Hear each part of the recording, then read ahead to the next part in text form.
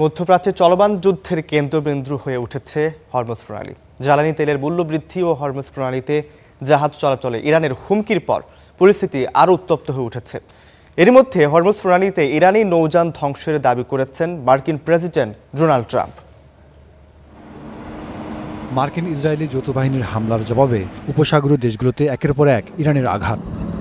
বাদ যায়নি Bahrain, Saudi আরব, কাতারের মতো দেশগুলোর জ্বালানি স্থাপনা। মিসাইল ও ড্রোনের আঘাতে পুড়ছে তেলক্ষেত্র। বাধ্য হয়ে কমাতে হয়েছে উৎপাদন। ইরানের হুমকিতে আটকে গেছে হরমুজ প্রণালীতে তেলবাহী জাহাজ চলাচল।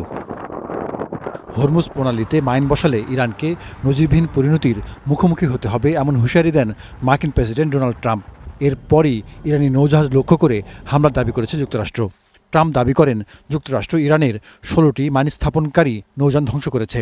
মার্কিন সামরিক বাহিনীর সেন্ট্রাল কমান্ডো সামাজিক যোগাযোগ মাধ্যম এক্সে এমন একটি ভিডিও পোস্ট করেছে।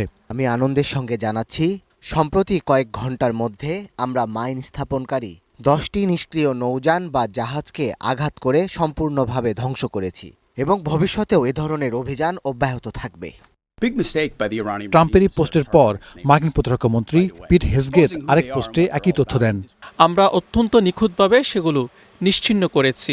সন্ত্রাসীদের হাতে হরমুজ প্রণালীকে জিম্মি হতে দেব না। এর আগে হুমকি দিয়ে ইরান বলেছে হামলা চলতে থাকলে মধ্যপ্রাচ্য থেকে 1 লিটার তেলও হরমুজ অতিক্রম করবে না। আমরা 1 লিটার তেলও শত্রুপক্ষ ও তাদের অংশীদারদের রপ্তানি করতে দেব না। যুদ্ধের শেষ যুক্তরাষ্ট্র নয়, আমরা নির্ধারণ করব। মার্কিন সংবাদ মাধ্যম সিএনএন জানিয়েছে ইরানের হাতে এখনও ৮০ থেকে ৯০% যুদ্ধজাহাজ ও মাইন স্থাপনকারী জাহাজ অক্ষত রয়েছে।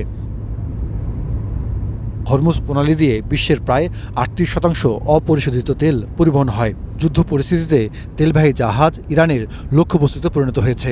এতে বিশ্ববাজারে বেড়েছে তেলের দাম। এই মূল্যবৃদ্ধিতে চাপ বাড়ছে ট্রাম্প প্রশাসনের উপর। Zahidur Rahman, Star news.